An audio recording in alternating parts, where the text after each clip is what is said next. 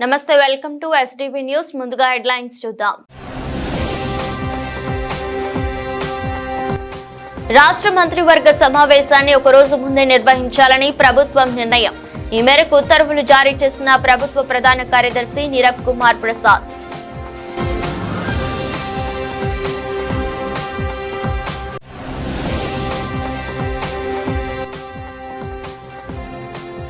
Volunteers association ఆధ్వర్యంలో నిరసన. తమ సమస్యలు పరిష్కరించి పెండింగ్ జీతాలను వెంటనే చెల్లించాలని డిమాండ్.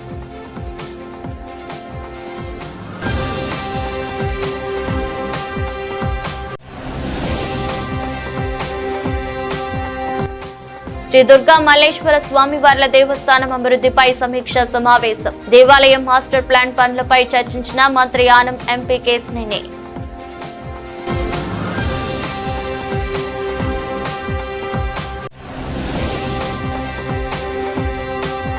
గుంటూరు జిల్లా తాడేపల్లి పట్టణం పరిధిలో north sub division DSP Muralikrishna నేతృత్వంలో గార్డెన్ సర్చ్. సరైన పత్రాలు లేని 38 వాహనాలు స్వాధీనం చేసుకున్న పోలీసులు.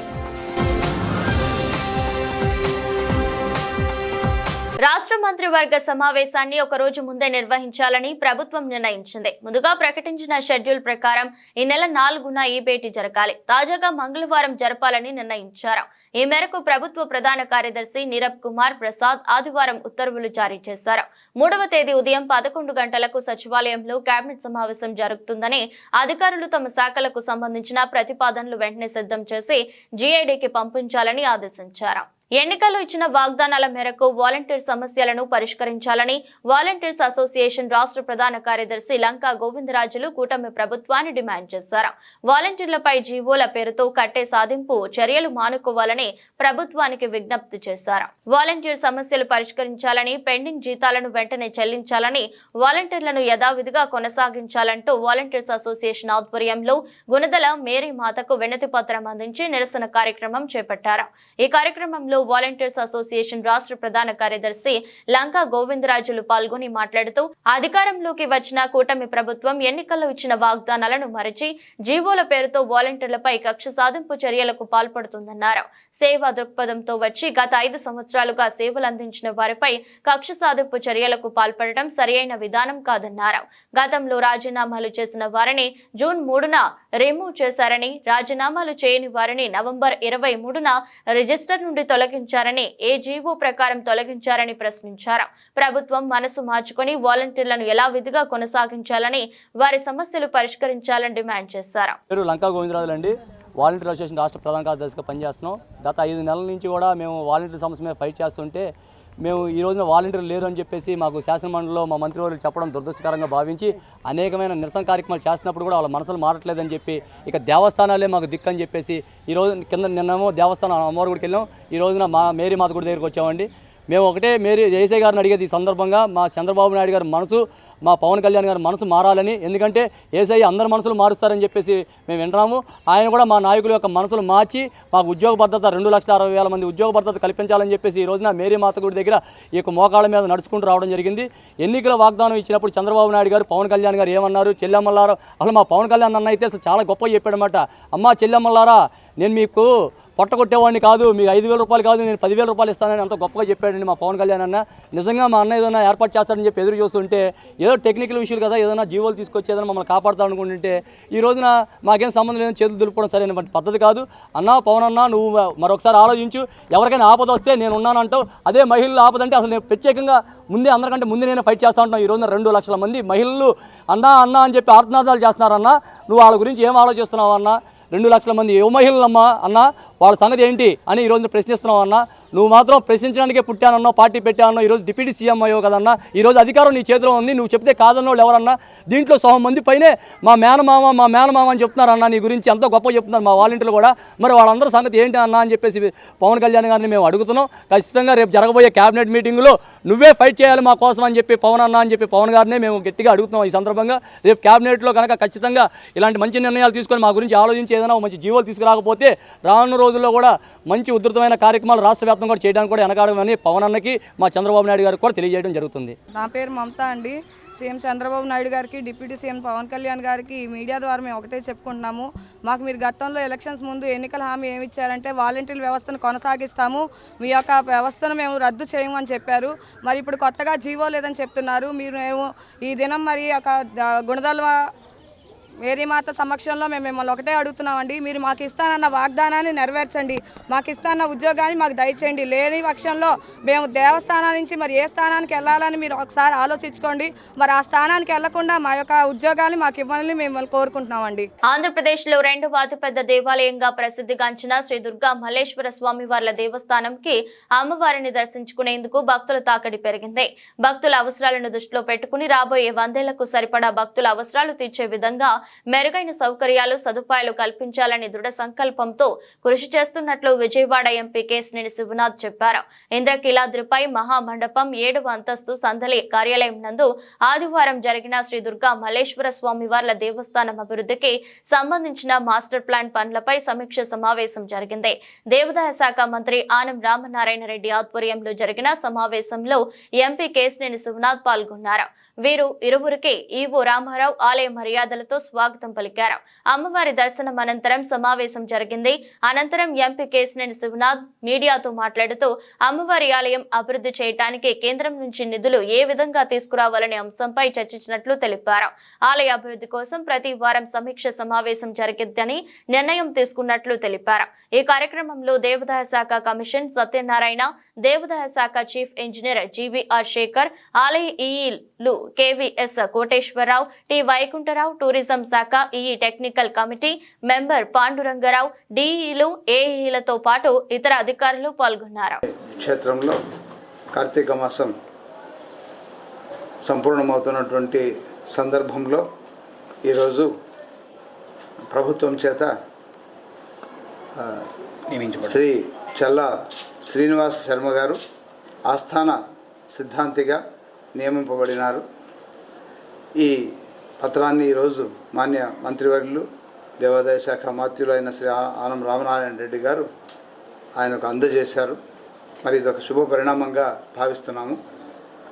కమిషనర్ గారు, ఎంపీ గారు కూడా ఈరోజు ఇక్కడికి వచ్చారు. వాళ్ళందరి చేతుల మీదుగా ఆస్థాన సిద్ధాంతి పదవిని ఈరోజు చల్లా శ్రీనివాస్ శర్మ గారు అలంకరించారు. మాకు చాలా సంతోషంగా ఉంది. మరి ఇలాంటి ఒక సిద్ధాంతకర్తతో మా వైదిక కమిటీ దేవాలయం కూడా పరిపుష్టమైందని చెప్పి మేము భావిస్తున్నాము.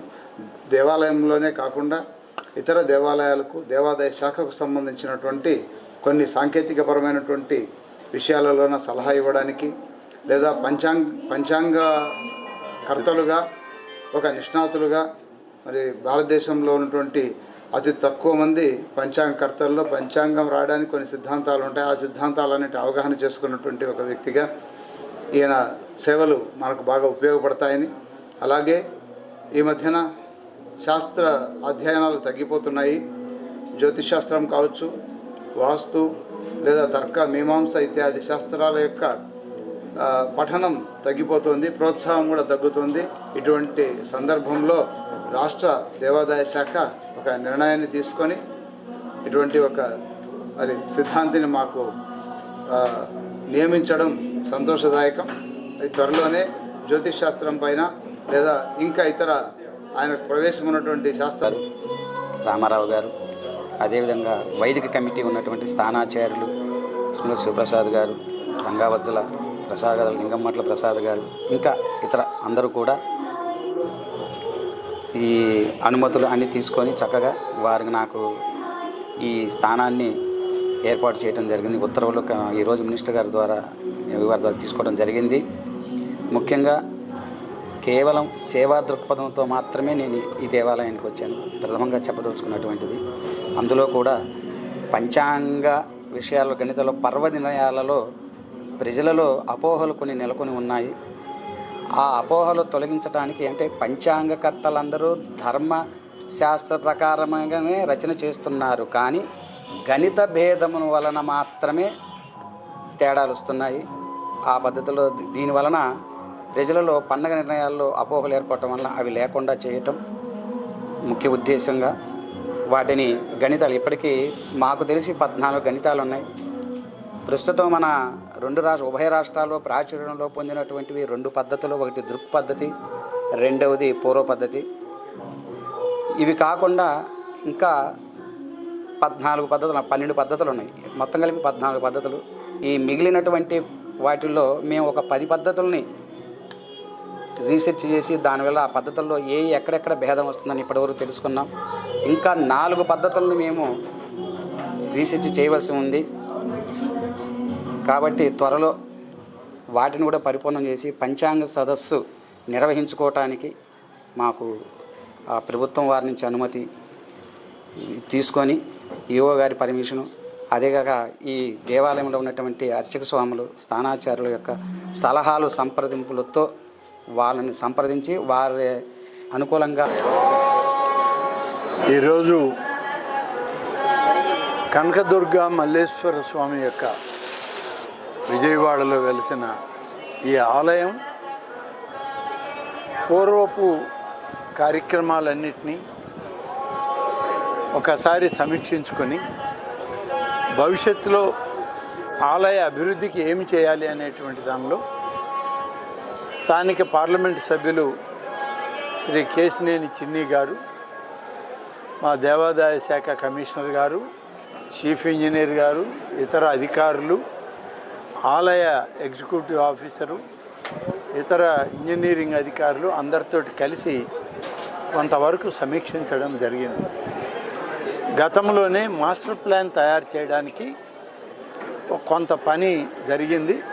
అది మధ్యలో అనుకోకుండా ఆగిపోవడంతో దీన్ని మళ్ళీ పునశ్చరణ చేసుకొని దాన్ని మళ్ళీ ఉపయోగంలోకి తీసుకురావాలని చెప్పి దానికి సంబంధించినటువంటి అధికారులకు అందరికీ ఆదేశాలు ఇచ్చాం. అలాగే కేంద్ర ప్రభుత్వం నుంచి ప్రసాదం అనేటువంటి ఒక స్కీమ్ ద్వారా టెంపుల్ టూరిజంని అభివృద్ధి చేస్తూ నిధులు విడుదలవుతున్నాయి. అందులో భాగంగా దుర్గామల్లేశ్వర స్వామి యొక్క ఈ యొక్క ఆలయం కూడా అందులో చేర్చబడింది. దీన్ని మరింతగా ఎక్కువ నిధులు సాధించడానికి ఏం చేయాలనే దానిలో పార్లమెంట్ సభ్యులు కొన్ని సూచనలు చేశారు. ముఖ్యంగా క్యూ లైన్లు కానీ, క్యూ లైన్లలో ఉన్నటువంటి వెయిటింగ్ హాల్స్ కానీ, అలాగే ఇక్కడికి వచ్చేటువంటి భక్తులు 24 గంటల పాటు లేదా 48 గంటల పాటు ఈ ప్రాంతంలోనే రూములు కానీ, కాటేజెస్ కానీ ఉంటే వారు ఇక్కడ ఉండి అమ్మవారి దర్శనం చేయడానికి బాగుంటుంది అనేటువంటి అనేక సూచనల మీద చర్చించడం జరిగింది. రాబోయేటువంటి రోజుల్లో దీనికి ఒక రూపకల్పన చేసి మేము ఇప్పుడు కొంత సమయం ఫిక్స్ చేశాం. ఆ సమయం కూడా శ్రీ దుర్గా మల్లేశ్వర స్వామి వార్ల దేవస్థానానికి చెల్లా శ్రీనివాస్ శాస్త్రిని దేవస్థానం సిద్ధాంతిగా రాష్ట్ర ప్రభుత్వం నియమించిందని దుర్గా మల్లేశ్వర స్వామి వారి దేవస్థానం ఈవో కెఎస్ రామారావు తెలిపారు. శ్రీనివాస్ శాస్త్రి నియామక పత్రాన్ని అందరి సమక్షంలో రాష్ట్ర దేవాదాయ ధర్మదాయ శాఖ మంత్రి ఆనం రామనారాయణ రెడ్డి చేతుల మీదుగా అందుకున్నారన్నారు. ఆయన పర్యవేక్షణలో దగ్గరుండి మరింత అభివృద్ధి చెందుతుందన్నారు. అతి త్వరలో అన్ని శాస్త్రాలకు సంబంధించిన ఒక సదస్సును ఏర్పాటు చేసే అవకాశం ఉందన్నారు. దుర్గగుడి సిద్ధాంతి శ్రీనివాస శాస్త్రి మాట్లాడుతూ అమ్మవారికి రాష్ట్ర ప్రజలకు సేవలు అందించడానికి ఈ పదవిని చేపట్టినట్లు తెలిపారు. రైతులు ఎప్పుడు ఏ పంటలు వేయాలి, ఈ పంట వేస్తే అధిక దిగుబడి వస్తుంది తదితర విషయాలను కూడా వివిధ రకాలైన శాస్త్రాల్లో పొందుపరిచి ఉన్నాయన్నారు. రాష్ట్ర ప్రభుత్వం అనుమతితో వివిధ రకాల శాస్త్రాలపై ఒక సదస్సును ఏర్పాటు చేస్తానన్నారు. కొన్ని సందర్భాల్లో సిద్ధాంతపరమైన అంశాలు ఏర్పడినప్పుడు వాటిని పరిష్కరించడానికి సిద్ధాంత శాస్త్రం అవసరమన్నారు. అమ్మవారి ఆశీస్సులు ఉన్న కారణంగానే తనకు ఈ పదవి లభించిందన్నారు. ఈ పదవిని తనకు కేటాయించడంలో సంపూర్ణ సహకారం అందించినందరికీ ఆయన ప్రత్యేక కృతజ్ఞతలు తెలిపారు. దేవస్థానం వైదిక కమిటీ సూచనలు సలహాలు తీసుకుని తన విధులను నిర్వర్తిస్తానన్నారు. విశ్వమాయో रसीमहि प्राजान् प्रस्ताराद्रिधे जीवे माशरादो सर्वान् कामान् सीमहि त्वष्टा जादामदने त्वष्टा शयित्वाम्बद्यौ त्वष्टा पात्रमायुः दीर्घमायुः कृणोतु मां वर्धन्तु त्वा हृष्टतो गुरो मे यूजं पाद स्वस्तभ्यः सदा नः रोचनो रोचमानः शोभनः शोभमानः कल्याणः शतमानं भवति शतायुः पुरुषस्य तेन्द्रियायुष्येन्द्रिये प्रतिष्ठते समस्त भय निवारणद्वः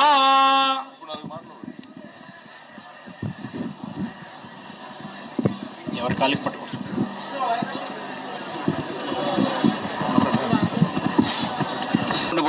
మూడు విషయాలు చెప్పదలుచుకున్నాను.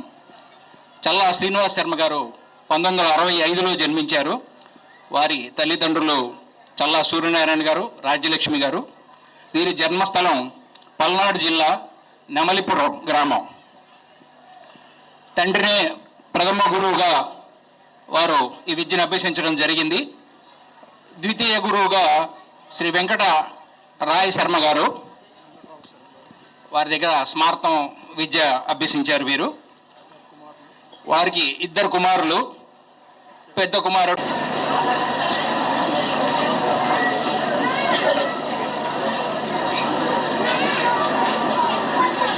నిరంతరంగా కొనసాగాలని దివ్య అనుగ్రహంతో దేవస్థానం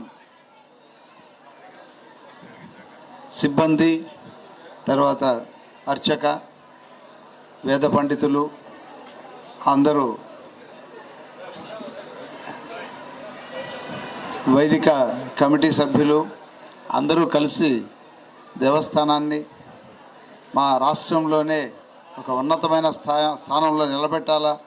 జగన్మాత కొలువైన ఈ ఇంద్రకీలాద్రి చారిత్రకంగా పౌరాణికంగాను ప్రసిద్ధి చెందినటువంటి క్షేత్రం కావడం, దుర్గమ్మ కనక దుర్గగా ఎంతో ప్రసన్నంగా కొలువైన ఈ క్షేత్రంలో తమ వంతు కృషి చేస్తూ వేలాదిగా వచ్చే భక్తులకు, నానాటికి పెరుగుతున్నటువంటి భక్తులకు చాలా శ్రమతో అంత వారికి సౌకర్యాలు కలుగజేస్తూ, అర్చనాధికారులు నిర్వహిస్తూ, ఆశీర్వాదాలను అందిస్తూ ఇలాగా కృషి చేస్తున్నటువంటి తరుణంలో మాకు మరొక అస్త్రం తోడైంది. ఆ అస్త్రం పేరు చల్లా శ్రీనివాస్ శర్మ గారు. ముందుకు దూసుకెళ్ళాలా, ఇంకా మేము మా దేవాదాయ శాఖను, తద్వారా సనాతన ధర్మాన్ని, అమ్మవారి యొక్క విశేషమైనటువంటి ప్రభావాన్ని, ఆ పరమేశ్వరుడు అమ్మవారు కొలువైనటువంటి ఈ క్షేత్రంలో ఇక్కడ కాకుంటే ఇంకెక్కడ ఎలా జరుగుతాయి అనేటువంటి ఒక స్థైర్యంతో ఇందాక ఆదినారాయణ దూసుకుపోతున్నారు అన్నారు. అలాగా అది ఆయన ఎంత దూసుకెళ్ళాడో ఇప్పుడు మీరే చూశారు. అలాగా కొంచెం ముందుకెళ్దామనే ప్రయత్నం అయితే గట్టిగా చేస్తున్నటువంటి సందర్భంలో దేవాదాయ శాఖ ఈరోజు మరి ఒక సిద్ధాంతి గారిని మాకు దేవస్థాన సిద్ధాంతిగా నియమించడం, ఆయన ఎంతో ఉత్సాహంగా సేవాభావంతో నాకు ఏ రెమ్యూనరేషన్ వద్దు, నాకు ఏమాత్రము దేవస్థానం నుంచి నేను ఒక రూపాయి కూడా ముట్టుకోను, సేవ చేసుకోవడానికి వచ్చానడం మాకు ఇంకా ఎంతో శక్తినిచ్చింది. ఆ భావన చాలు. ఇక్కడికి వచ్చే ఎంతోమంది భక్తులు సేవాదారులై ఇక్కడ పనిచేస్తున్నారు. చిన్న పెద్దది తమ వంతు సేవా భాగ్యాన్ని, తమ వంతు శక్తిని ఇక్కడికి ధారపోసి వెళ్తున్నారు. మీరు చూస్తూనే ఉంటారు. మరి అలాంటి ఒక నిష్ణాతుడు, ఒక పండితుడు, ఒక శాస్త్రంలో పరిణితి చెందినటువంటి ఒక వ్యక్తి నేను సేవ చేస్తాను అనడం మా భాగ్యము, అమ్మవారి యొక్క ఆశీర్వాదము, ఆ దేవాదాయ శాఖ యొక్క పరిణతి, ఇవన్నీ కలిసి ఈరోజు ఈ కార్యక్రమం సంభవిస్తోంది. మరి ఒక శాస్త్ర పరిజ్ఞానం లుప్తమైపోతున్నప్పుడు, శాస్త్రం అంటే ఆధునిక శాస్త్రం తప్ప ఇంకే శాస్త్రము తెలియనిటువంటి ఒక తరం తయారవుతున్నప్పుడు ఒక శాస్త్ర చర్చ అవసరమైంది. శాస్త్రము అని అంటే చాలా రకాల శాస్త్రాలు ఉన్నాయి మన పూర్వీకులు మనకు అందించినటువంటి శాస్త్రాలు చాలా మట్టుకు మనం మర్చిపోయాం. వాటిని మరి ముందు తరాలకు అందించాల్సిన బాధ్యత నేటి తరం పైన ఉంది. ఏపీలో గత 5 ఏళ్ల పాటు అక్రమంగా బియ్యం ఎగుమతి చేశారని మంత్రి నాదెండ్ల మనోహర్ ఆరోపించారు. వాస్తవాలు తెలుసుకునేందుకు డిప్యూటీ సీఎం పవన్ కళ్యాణ్ చేసిన ప్రయత్నం గొప్పదని, కాకినాడ పోర్టుపై వస్తున్న ప్రశ్నలకు జగన్ జవాబు చెప్పాలని మంత్రి డిమాండ్ చేశారు. విజయవాడలో నిర్వహించిన మీడియా సమావేశంలో మంత్రి నాదెండ్ల మనోహర్ మాట్లాడుతూ రేషన్ బియ్యం కోసం 12,800 కోట్లు ఖర్చు చేస్తున్నట్లు తెలిపారు.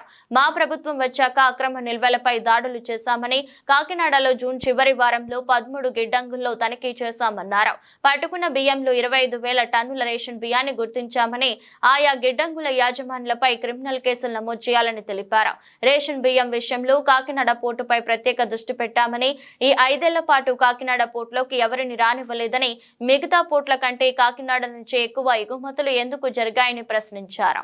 రాష్ట్ర వ్యాప్తంగా ఆహార ధాన్యాలు అందించాల్సిన ఒక బాధ్యత ప్రభుత్వం పైన ఉంటుంది కాబట్టి ఈ కార్యక్రమాన్ని ప్రజల కోసం అంకిత భావంతో తీసుకెళ్ళడానికి చేస్తున్న ఈ ప్రయత్నం కూటమి ప్రభుత్వం ఏర్పడిన తర్వాత ఒక మంత్రిగా నేను బాధ్యత తీసుకున్న మొదటి రోజే మొట్టమొదటి తనిఖీ నేను చేసింది మా తెనాలి నియోజకవర్గంలో పౌర సరఫరాల శాఖ యొక్క గోడౌన్ని, దాన్ని మండల్ లెవెల్ స్టాకింగ్ పాయింట్ అంటారు. అది అయిన తర్వాత ఇక్కడ విజయవాడ సమీపంలో ఉన్న గొల్లపూడి మండల్ స్టాకింగ్ పాయింట్లో కూడా నేను తనిఖీలు చేశాను. అనేక అవకతవకలు, కొలతల్లో తేడా ఇవన్నీ గుర్తించి ఈ సమస్య కోసం లోతుగా మనం అధ్యయనం చేసుకోవాలనే ఉద్దేశంతో కొంచెం కసరత్తు చేసి జూన్ 28వ తారీఖున కాకినాడలో 13 గోడౌన్స్లో తనిఖీలు చేయడం జరిగింది. ఈ 13 గోడౌన్స్లో ఆ రోజు జరిగిన తనిఖీల్లో 51,427 మెట్రిక్ టన్స్ బియ్యాన్ని ఆ రోజు సీజ్ చేయడం జరిగింది. ఆ 51,427 మెట్రిక్ టన్స్లో పరీక్షల తర్వాత 25,386 మెట్రిక్ టన్స్ పీడిఎస్ రైస్గా నిర్ధారించడం జరిగింది. ఇది ఎట్టి పరిస్థితుల్లో అరికట్టాలి, మార్పు తీసుకురావాలనే ఉద్దేశంతో అక్కడ స్థానికంగా ఉన్న అధికారులతోటి కలెక్టర్ గారి ఆధ్వర్యంలో కమిటీ వేసి జిల్లా ఎస్పీ గారిని అప్రమత్తం చేసి ముందు ఈ 13 కంపెనీల పైన కూడా ఎసెన్షియల్ కమోడిటీస్ యాక్ట్ కింద మా పరిధిలో ఉన్న కేసులే కాకుండా క్రిమినల్ కేసెస్ కూడా నమోదు చేయమని ఆ రోజున ఆదేశాలు జారీ చేయడం జరిగింది. ఈ 13 కంపెనీస్ కూడా గౌరవ హైకోర్టుని ఆశ్రయించి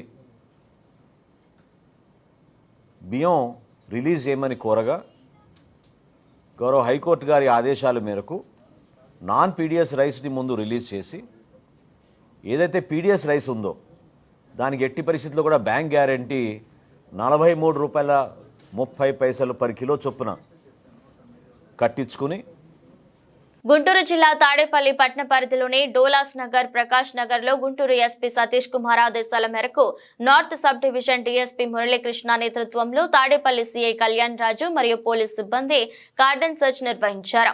ఈ సందర్భంగా గుంటూరు జిల్లా అడిషనల్ ఎస్పీ రవికుమార్ మాట్లాడుతూ 100 మంది పోలీస్ సిబ్బంది కార్డన్ సెర్చ్ లో పాల్గొన్నారని తెలిపారు. అలాగే సరైన పత్రాలు లేని 38 వాహనాలు స్వాధీనం చేసుకున్నామని అన్నారు. గంజాయి ప్రత్యేక డ్రైవ్ నిర్వహించాలని ఉన్నతాధికారులు ఆదేశించారు. ఆ దిశగా కూడా మేము అడుగులు వేస్తామని అడిషనల్ ఎస్పీ రవికుమార్ తెలిపారు. అందరికీ నమస్కారం. ఈరోజు ఉన్నతాధికారుల ఆదేశాల మేరకు మన తాడేపల్లి లిమిట్స్లో ఉన్నటువంటి ప్రకాష్ నగర్ అలాగే డోలాస్ నగర్ ఏరియాలో వెహికల్ చెకింగ్ అలాగే కార్డన్ సెర్చ్ ఆపరేషన్ చేయడం జరిగింది. సో ఈ ఆపరేషన్లో దాదాపు 100 మంది సిబ్బంది అధికారులు అంతా పాల్గొనడం జరిగింది. 6 టీములుగా విడిపోయి అందరూ కూడా మొత్తం తనిఖీలు చేపట్టారు. ఇది మనకి సాధారణంగా చేసే తనిఖీల్లో భాగంగానే మనం చేపట్టడం జరిగింది. ఇక రాబోయే రోజుల్లో కూడా మనకి ఈ తనిఖీలు అన్ని ప్రాంతాల్లో కూడా ఎక్కడెక్కడైతే మనకి ఇబ్బందికరమైన పరిస్థితులు ఉన్నాయని చెప్పి ఇన్ఫర్మేషన్ ఉంటుందో అటువంటి ప్రాంతాల్లో ఖచ్చితంగా అన్ని ప్రాంతాల్లో చేస్తాము. ఇది కేవలం ప్రజల్ని చైతన్యపరచడానికి, అలాగే కొంచెం అవేర్నెస్ తీసుకొచ్చి ఎటువంటి అసాంఘిక కార్యకలాపాలు జరగకుండా నిరోధించడానికి మాత్రమే మనం చేపడుతున్నటువంటి యాక్టివిటీ. సో ఇందులో మనకి 38 వెహికల్స్ వరకు మనకి సీజ్ చేయడం జరిగింది. అందులో 34 వెహికల్స్ వేరే డాక్యుమెంట్స్ లేనివి, అలాగే 4 వెహికల్స్ పూర్తిగా రిజిస్ట్రేషన్ నెంబర్ కూడా లేకుండా మనకి దొరకడం జరిగింది. సో ఇవన్నిటి మీద కూడా తదుపరి చర్యలు తీసుకుంటాము. సో ప్రజలందరికీ కూడా విజ్ఞప్తి చేసేది ఏంటంటే, రాబోయే రోజుల్లో కూడా కంప్లీట్గా మనం పోలీస్ అనేది అందరికీ అందుబాటులో ఉంటాము. అలాగే ఎక్కడ కూడా అసాంఘిక కార్యకలాపాలు జరగకుండా కూడా మేము గట్టిగా చర్యలు తీసుకోవడం జరుగుతుంది. ఎస్పెషల్లీ గంజాయి మీద కొంచెం స్పెషల్ డ్రైవ్ చేయమని చెప్పి ఉన్నతాధికారులు మాకు ఆదేశాలు ఇవ్వడం జరిగింది. ఆ దిశగా కూడా గట్టిగా మేము యాక్టివిటీ తీసుకుంటాము. అలాగే మీడియా మిత్రులు కూడా ఉన్నారు, వాళ్ళకి తెలిసిన ఇన్ఫర్మేషన్ మాకు షేర్ చేసినా కూడా ఆ గంజాయి మీద కానీ డ్రగ్స్ మీద కానీ కొంచెం మేము గట్టి చర్యలు తీసుకుని దాన్ని సాధ్యమైనంత వరకు నివారణ లేకపోతే తగ్గించడానికి మేము పోలీసులు ప్రయత్నం చేస్తాము. సో దీనికి సహకరించాల్సిందిగా ప్రజలను కోరుతున్నాం, అలాగే మీడియా మిత్రులను కూడా కోరుతున్నాం. Thank you. ఈ రోజు జరిగినటువంటి తనిఖీలు ఎక్కడ దొరకలేదు. వెహికల్స్ అయితే మాత్రం దొరికినాయి.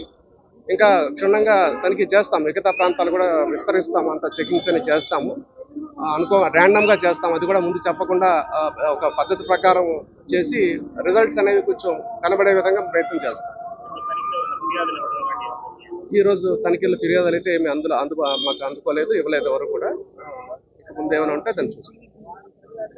విద్యుత్ ఒప్పందాలు వంటి ఇతర అంశాలను టచ్ చేయకుండా ప్రజా డిమాండ్ మేరకు జగన్ చేసిన 1750 కోట్ల అవినీతిపై ఏసీబీ విచారణకు ఆదేశించడం సముచితమని టీడీపీ సీనియర్ నేత యనమల రామకృష్ణుడు అభిప్రాయపడ్డారు.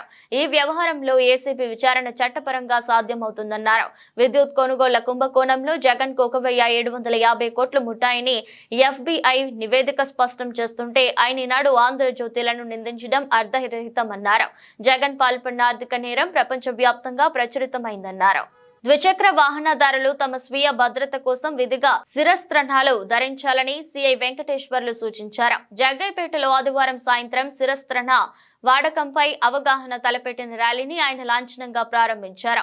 వాహన చోదకులు డ్రైవింగ్ లైసెన్స్ తీసుకోవాలని, లేకపోతే కేసులు నమోదు చేస్తామని హెచ్చరించారు. ట్రాఫిక్ సీఐ నరేష్ పాల్గొన్నారు. నిబంధనలు పాటించని ద్విచక్ర వాహనదారులకు ఆదివారం పోలీస్ స్టేషన్ లో ఆయన కౌన్సిలింగ్ నిర్వహించారు. ఆదానికి బీజేపీకి సంబంధం లేదని బీజేపీ రాష్ట్ర అధ్యక్షురాలు పురంధేశ్వరి చెప్పడం హాస్యాస్పదంగా ఉందని సిపిఐ రాష్ట్ర కార్యదర్శి కె రామకృష్ణ ఎద్దేవా చేశారు. ఈ మేరకు కె రామకృష్ణ నేడొక ప్రకటన విడుదల చేశారు. ఆదానికి బీజేపీకి సంబంధం లేదని బీజేపీ రాష్ట్ర అధ్యక్షురాలు పురంధేశ్వరి చెప్పడాన్ని తీవ్రంగా ఖండిస్తున్నామన్నారు. ఇది ఎవరి చెవుల్లోనూ పువ్వులు పెట్టేందుకు చేస్తున్న వ్యాఖ్యలులా ఉన్నాయన్నారు.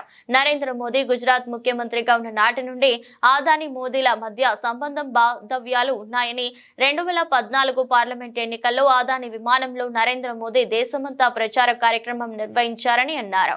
రాష్ట్రాన్ని ఆదానికి జగన్మోహన్ రెడ్డి దోచిపెట్టడంలో మోదీ పాత్ర ఉందని బహిరంగ రహస్యమని వ్యాఖ్యానించారు. రాష్ట్ర బీజేపీ అధ్యక్షురాలు పురంధరేశ్వరి వ్యాఖ్యలను తీవ్రంగా ఖండిస్తా ఉన్నాను. అదానికి బీజేపీకి సంబంధం లేదని చెప్తే ఎవరి చెవుల్లో పూలు పెట్టాలనుకున్నారో ఆమె సమాధానం చెప్పాలి. అసలు ఇప్పుడే కాదు, నరేంద్ర మోడీ గుజరాత్ ముఖ్యమంత్రిగా ఉన్న కాలం నుండి వారిద్దరి మధ్య సంబంధ బాంధవ్యాలున్నాయి. 2014 పార్లమెంట్ ఎన్నికల్లో ఇదే అదాని గారి విమానంలో నరేంద్ర మోడీ గారు దేశమంతా ప్రచార కార్యక్రమం నిర్వహించారు.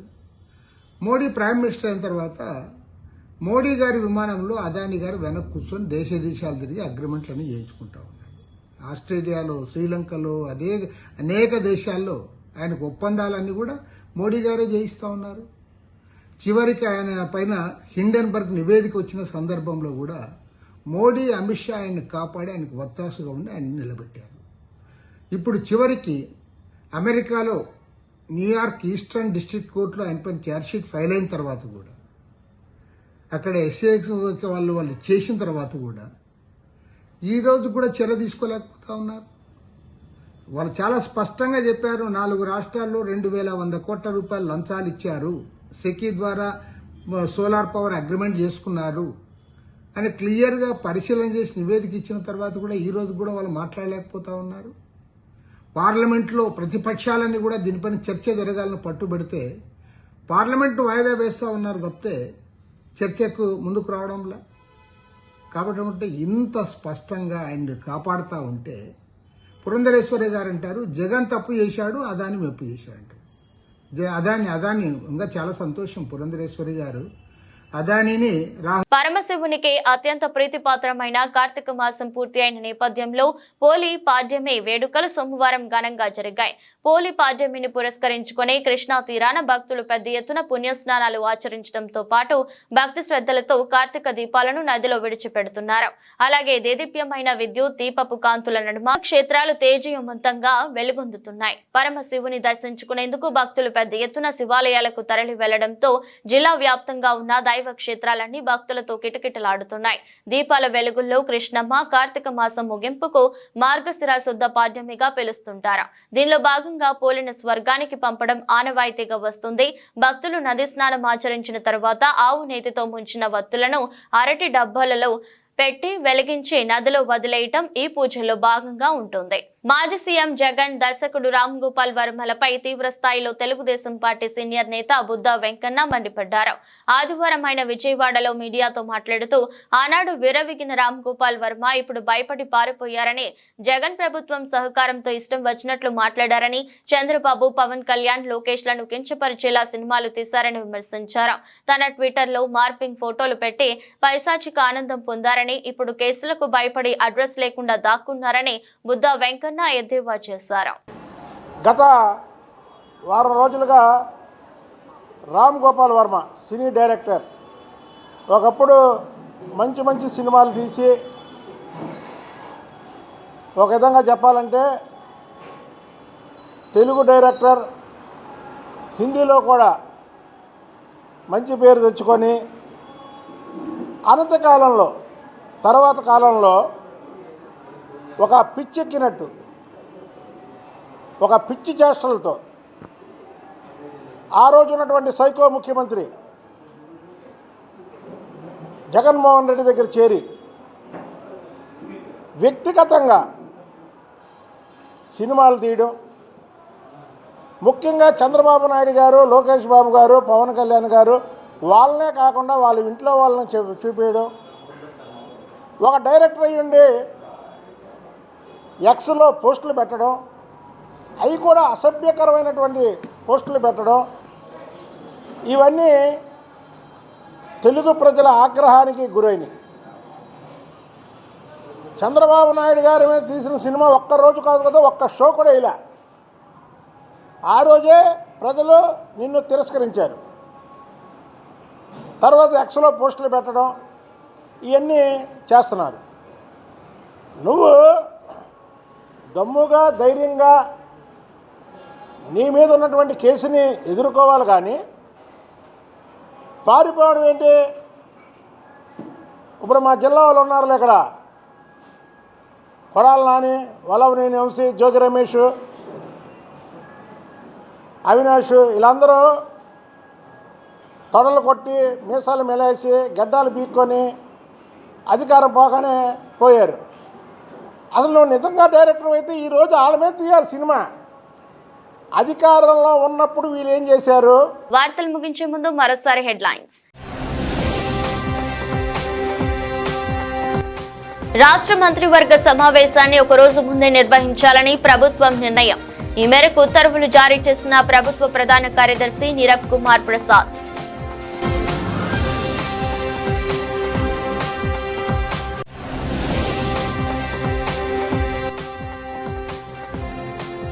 వాలంటీర్స్ అసోసియేషన్ ఆధ్వర్యంలో నిరసన. తమ సమస్యలు పరిష్కరించి పెండింగ్ జీతాలను వెంటనే చెల్లించాలని డిమాండ్.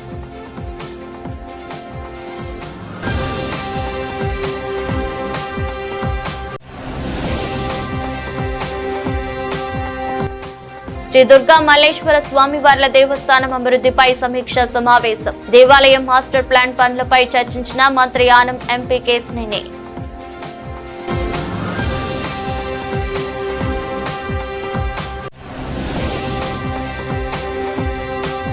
గుంటూరు జిల్లా తాడేపల్లి పట్టణ పరిధిలో north sub division DSP Muralikrishna నేతృత్వంలో కార్డన్ సర్చ్. సరైన పత్రాలు లేని 38 వాహనాలు స్వాధీనం చేసుకున్న పోలీసులు. ఇదరస్ట్ బులెటిన్ మరో బులెటిన్లో మళ్ళీ కలుద్దాం. అంతవరకు సెలవు, నమస్కారం.